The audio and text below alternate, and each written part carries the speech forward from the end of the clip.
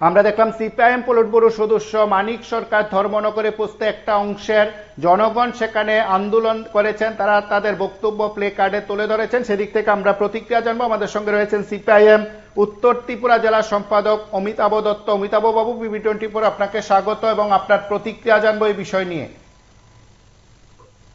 নমস্কার। হ্যাঁ, আপনি কথা বলুন। সিপিআইএম উত্তর ত্রিপুরা জেলা সম্মেলন তার পতাকা উত্তোলনের মধ্য দিয়ে শুরু হয়েছে। আমাদের প্রত্যাশাকে ছাপিয়ে হাজার হাজার মানুষ এই কর্মসূচিতে অংশ নিয়েছেন।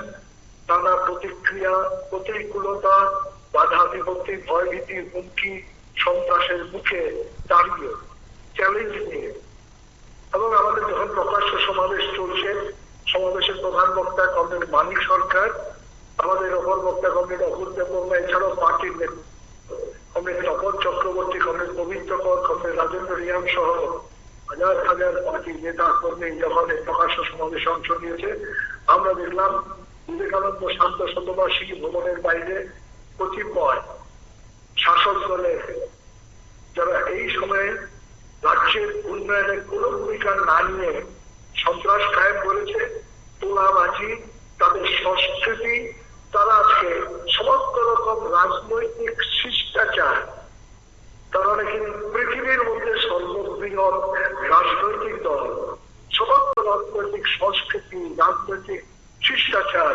রাজনৈতিক সভ্যতাকে দলিল করে এখানে আমাদের একটা রাজনৈতিক কর্মসূচি, বহু চর্চিত আমাদের রাজনৈতিক কর্মসূচি, রাজনৈতিক সাংগঠনিক কর্মসূচি, তাকে বানচাল করবার জন্য কোথায় রোজ করি 5 বছর যাবৎ ক্ষমতায় আছে বামফ্রন্ট, ক্ষমতায় থাকাকালীন সময় আমাদের রাজ্যের মাননীয় মুখ্যমন্ত্রী তৎকালীন আমাদের মানিক সরকারই এই কাণ্ডের বিরুদ্ধে সিবিআই তদন্ত চেয়েছিলেন।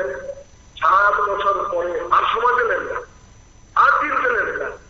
তখন আমাদের একটা রাজনৈতিক কর্মসূচি চলছে, অনুমতি নিয়ে চলছে, সে সময় তাকে বানচাল করবার জন্য তাদের যে ষড়যন্ত্র, এই ষড়যন্ত্রের বিরুদ্ধে ধিক্কার জানাচ্ছে সমস্ত অংশের গণতান্ত্রিক ধর্মনিরপেক্ষ পদ্ধতিশীল সচেতন মানুষ।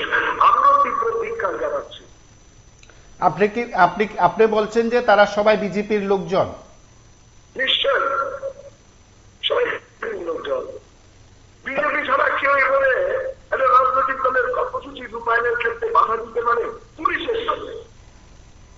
পুলিশের সামনে দাঁড়িয়ে দাঁড়িয়ে সেখানে তাদেরকে কোন ধরনের বাধা দেওয়ার চেষ্টা করছে না।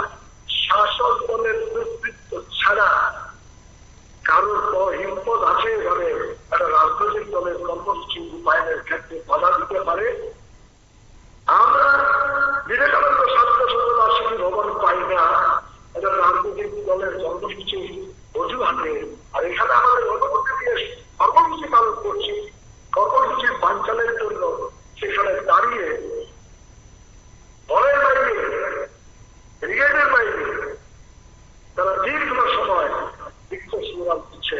এটা শাসক দল ছাড়া ত্রিপুরা রাজ্যে বর্তমান এই রাজনীতির আকাশে আর কোন দুর্বৃত্ত দল আছে না?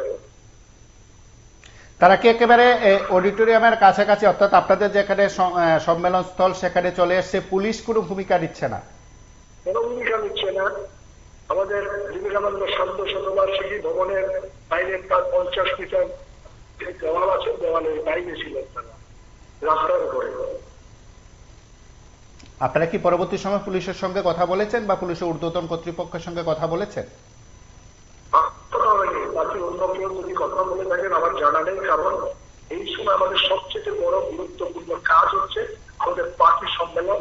এই যে গোটা জেলা থেকে হাজার হাজার মানুষ এসেছেন, দলিত থেকে শুরু করে আদিবাসী, সংখ্যালঘু, সমস্ত অংশের জাতি প্রজাতি অংশের মানুষ যারা এসেছে, তাদের জন্য আমরা যদি রাজনৈতিক কর্মসূচিটা সম্পন্ন করতে পারি, সুষ্ঠুভাবে করতে পারি, সেটাই ছিল আমাদের কাছে সবচেয়ে গুরুত্বপূর্ণ। আর যে কোনো পরিস্থিতির মোকাবেলা করবার মতো আমাদের রাজনৈতিক শক্তি রয়েছে। এখন সবকিছু কি ঠিকঠাক আছে সেখানকার পরিবেশ? আমাদের এখনো প্রকাশ্য সমাবেশ চলছে, কমরেড মানিক সরকার আলোচনা করছেন, বাইরে শুনেছি তারা এই সময়ে তারা ত্যাগ করেছেন। অবশ্যই অসংখ্য ধন্যবাদ আপনাকে। একেবারে সম্মেলনের ব্যস্ততার মাঝেও আমাদের সঙ্গে কথা বলেছেন, আমরা কথা বললাম, কথা শুনলাম সিপিআইএম উত্তর ত্রিপুরা জেলা সম্পাদক প্রাক্তন বিধায়ক অমিতাভ দত্তের প্রতিক্রিয়া।